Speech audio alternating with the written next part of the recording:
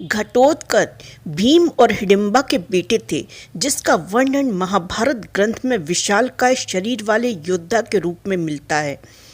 कहते हैं कि घटोत्कच को द्रौपदी के एक श्राप का सामना करना पड़ा था, जो उनकी मृत्यु का कारण बना।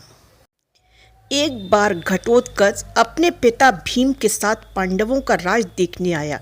हिडिंबा, जो उसकी माँ थी, उन्होंने घटोत्कच को ये कहकर भेजा कि तुम द्रौपदी का सम्मान मत करना। अपनी माँ के कहने पर घटोत्कच ने भरी सभा में द्रौपदी को कोई सम्मान नहीं दिया, जिसके कारण द्रौपदी को बहुत अपमान महसूस हुआ।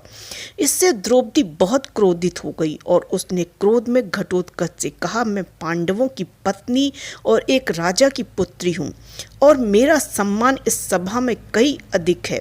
तुमने अपनी राक्षसी माँ के कहने पर मुझे भरी सभा में अपमानित किया है, अब तुम्हें इसका परिणाम झेलना होगा। तब द्रौपदी ने घटोत्कच को ये कहकर श्राप दिया कि तुम्हारी कम उम्र में मृत्यु हो जाएगी और तुम बिना युद्ध लड़े ही मारे जाओगे।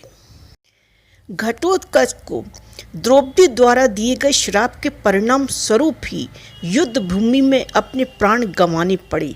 महाभारत के युद्ध के दौरान कर्ण ने अपने परम मित्र दुर्योधन के कहने पर घटोत्कच पर अमोघ अस्त्र का प्रहार किया। हालांकि वह इस अस्त्र का प्रयोग अर्जुन पर करना चाहता था।